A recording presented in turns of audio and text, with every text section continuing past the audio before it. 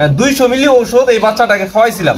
খাওয়ানোর পরে মোটামুটি বাচ্চাটা আমার উঠে দাঁড়াইছিল 15 থেকে 20 দিন পরে। তো পরিশ্রম করার পরে যখন ছাগল বা গরুর এরকম বাচ্চা প্রসব করে তখন কিন্তু অনেকটাই ভালো লাগে। আমি কিন্তু এই ছাগলটাকে একদম ছোট সাইজের একটা পাঠা দিয়ে প্রজনন করাইছি।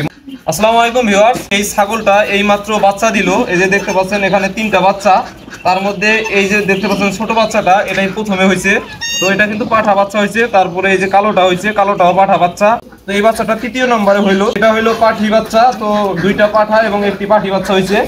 তো এই ছাগলটা যখন এর মায়ের পেট থেকে হয়েছিল, আমার কিন্তু একটি ছাগল থেকেই এতগুলো ছাগল, আপনারা তো জানেন, বরাবরই বলে থাকি আপনাদের। আর আমার যে মা ছাগলটা আছে সেই মা ছাগলটার প্রথম বাচ্চা ছিল এটা।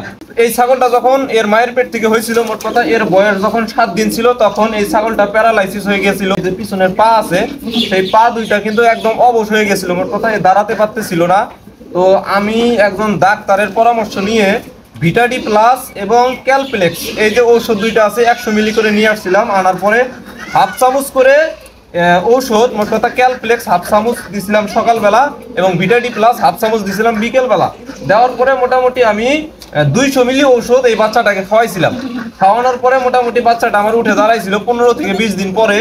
তো দাঁড়ানোর পরে এই যে দেখতে পাচ্ছেন ছাগলটা কিন্তু একটি মা ছাগলে পরিণত হয়েছে। এটা কিন্তু এখন 7ম বারের মতো বাচ্চা দিল। তো এর আগে অনেক বাচ্চা দিছে, বাচ্চাগুলো বিক্রি করছি। তো 2বারের বাচ্চা আমার কাছে আছে।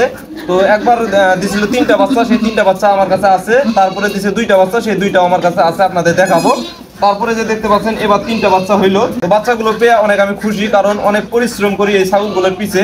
আর এই ছাগলগুলো যখন এরকম বাচ্চা দেয় তখন আমার অনেকটাই ভালো লাগে, কারণ আপনারা তো জানেন এই গরু ছাগলের পিছে কিন্তু অগাধ পরিশ্রম করতে হয়। তো পরিশ্রম করার পরে যখন ছাগল বা গরুর এরকম বাচ্চা প্রসব করে তখন কিন্তু অনেকটাই ভালো লাগে, আমারও ভালো লাগে। যারা গরু ছাগল লালন পালন করেন তাদের কিন্তু সবারই এই বিষয়টা ভালো লাগে।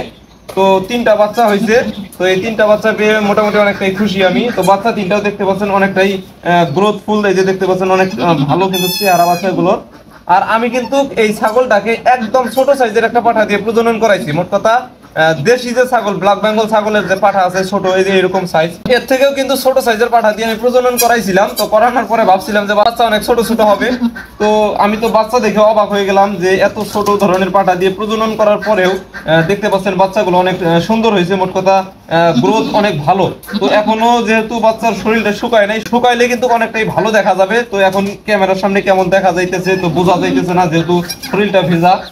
আর আরেকটি কথা হলো যে এই ছাগলটা কিন্তু গত 15 দিন আগ থেকেই শুরুতে যে রোগটা হয়েছিল সেই রোগটাতে আবার আক্রান্ত হয়ে গেছে। এর যে পিছনের পা, একটি পা অবশ হয়ে গেছে, এটা হাঁটতে পারতো না। সকালবেলা যখন এর পেটটা খালি থাকতো তখন আস্তে আস্তে ঘর থেকে বের হইতো। আর যখন রাতে আমি বাসায় আসতাম, মানে সারাদিন খাওয়া দাওয়া করতো, তো খাওয়া দাওয়ার পরে যখন পেটটা ভারী হয়ে যাইতো তখন আর এই ছাগলটা ঘরের মধ্যে একাই উঠতে পারতো না। তো আমি দোকান থেকে এসে কুলে করে নিয়ে ঘরের মধ্যে রাখতাম। এইভাবেই আমি আমার ছাগলটার 15 দিন থেকে যত্ন নিতেছি। এ কিন্তু ঘরের মধ্যে সবসময় শুয়ে থাকে বা বাইরে যখন আসে আস্তে আস্তে তারপরে শুয়ে থাকে। তো আজকে বাচ্চা দিল, বাচ্চা দেওয়ার পরে দেখতে পাচ্ছেন ছাগলটা দাঁড়ায় গেছে। মোট কথা এর যে পা আছে, 4টা পা আছে, ছোট ছোট পা, এই পায়ের মধ্যে এর যে পেটের যে লোডটা এটা নিতে পারে না, এই জন্য মূলত পাটা এরকম হয়ে যায়, যেহেতু বাচ্চা বেশি হয়। তো 4টা পর্যন্ত কিন্তু এই ছাগলটার আমি বাচ্চা পাইছি। তো যাই হোক, হাতের মধ্যে নোংরা ভরে আছে, ছাগলটাকে এখন গোসল করাতে হবে। তো তারপরে ছাগলের বাচ্চাগুলোকে আমি দুধ খাওয়াবো, যেহেতু বাচ্চা হওয়ার সাথে সাথে এর যে দুধটা আছে সেই দুধটা ছাগলের বাচ্চাকে খাওয়াতে হয়। খাওয়ালে বাচ্চাগুলো রোগ প্রতিরোধ ক্ষমতা ভালো থাকে বা বৃদ্ধি পায়, এই জন্যই মূলত এই দুধটা খাওয়াতে হয়। তো বাচ্চাগুলো যখন একটু বড় হবে তখন অবশ্যই আপনাদের ভিডিও দিব। তো আপনারা সবাই ভালো থাকবেন, সুস্থ থাকবেন। আল্লাহ হাফিজ।